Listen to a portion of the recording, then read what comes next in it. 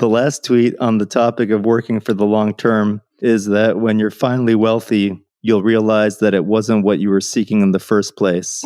But that's for another day. That's a multi-hour topic in and of itself. First of all, I just thought it was a really clever way to end the whole thing because it disarms a whole set of people who say, well, what's the point of getting rich? Because there are a lot of people who just like to status signal, virtue signal against the idea of wealth creation or making money. So it was just a good way to disarm all of them. But it's also true in that the things that you really want in life, yes, money will solve all your money problems, but it doesn't get you everywhere. The first thing you'll realize when you've made a bunch of money is that you're still the same person. If you're happy, you're happy. If you're unhappy, you're unhappy. If you're calm and fulfilled and peaceful, you're still that same person. I know lots of very rich people who are extremely out of shape. I know lots of rich people who have really bad family lives. I know lots of rich people who are internally a mess. So I would lean on another tweet that I put out, which is actually, when I think back on it, I think it's my favorite tweet of mine. It's not necessarily the most insightful. It's not necessarily the most helpful. It's not even the one I think about the most, but when I look at it, there's just such a certain truth in there that it just resonates. And that is that a calm mind, a fit body, and a house full of love. These things cannot be bought. They must be earned.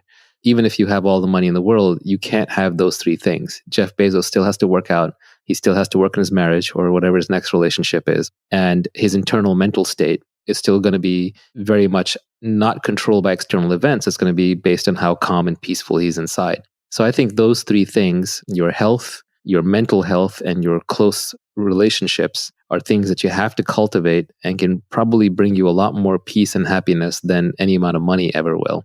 So that's what I meant. Now, how to get there is actually a tweet storm that I still need to put out. I've been working on it. I have probably 100 tweets on it.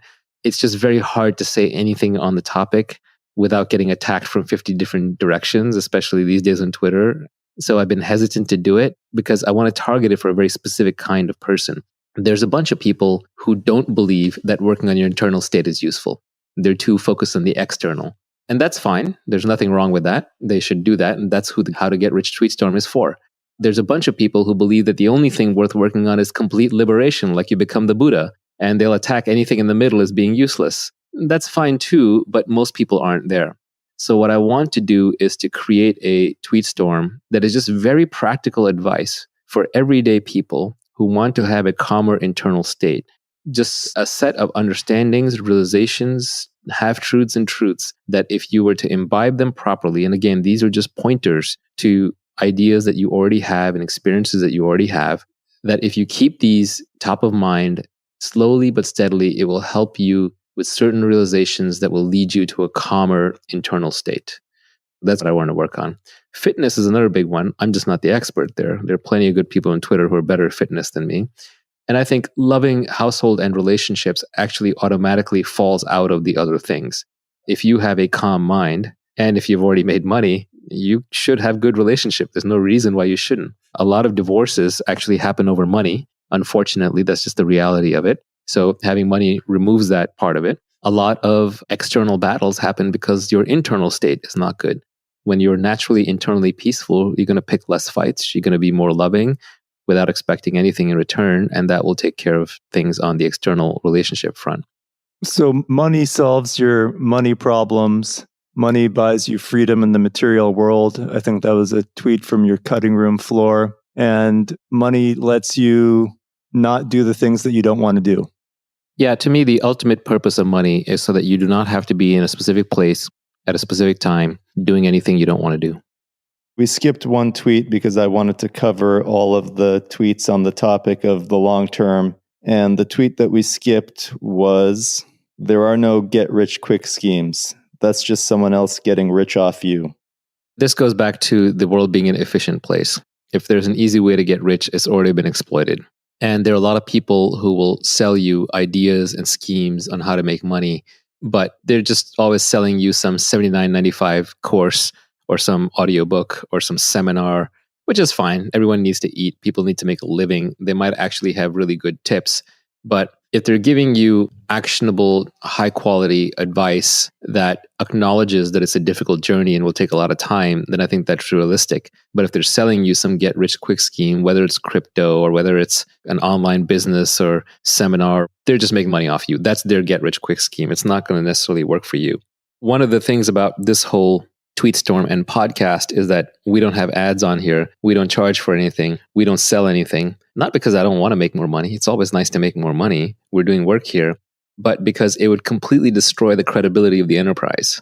If I'm saying, hey, I know how to get rich and I'm going to sell that to you, it ruins it. When I was young and I was kind of studying up on the topic, one of my favorite books on the topic was actually called How to Get Rich by Felix Dennis, the founder of Maxim magazine, billionaire who passed away. And he had a lot of crazy stuff in there, but he had some really good insights too.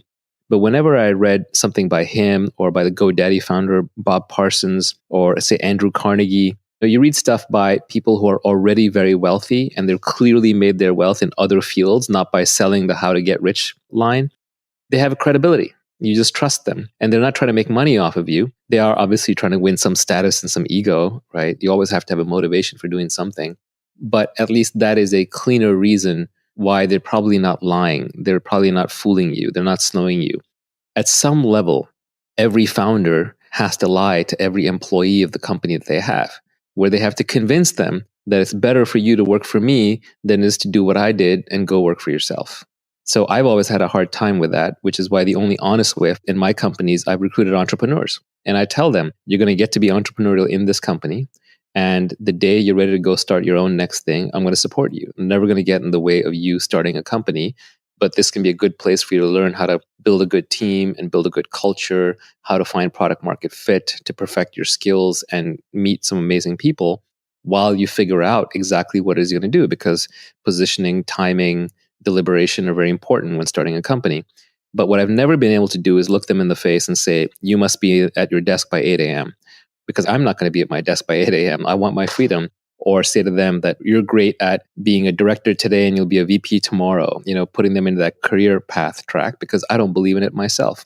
If anyone is giving advice on how to get rich and they're also making money off of it, they should have made their money elsewhere. Like, you don't want to learn how to be fit from a fat person. You don't want to learn how to be happy from a depressed person. So you don't want to learn how to be rich from a poor person, but you also don't want to learn how to be rich from somebody who makes their money by telling people how to be rich. It's suspect. Anytime you see somebody who's actually gotten rich following some guru's advice on getting rich, just remember that in any random process, if you run it long enough and if enough people participate in it, you will always get every single possible outcome with probability 1. There's a lot of random error in there. And then also, this is why you have to absolutely and completely ignore business journalists and economist academics when they talk about private companies. I won't even name names, but like when a famous economist rails on Bitcoin, or when a business journalist attacks the latest company that's IPOing, it's complete nonsense. Those people have never built anything. They're professional critics. They don't know anything about making money. All they know is how to criticize and get page views. And you're literally becoming dumber by reading them.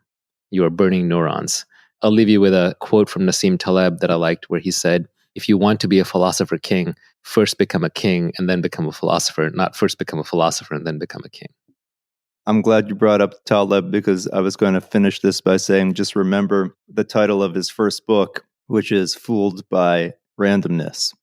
One of the reasons why we're a little vague in this podcast is because we're trying to lay down principles that are timeless, as opposed to just giving you the winning lottery ticket numbers from yesterday.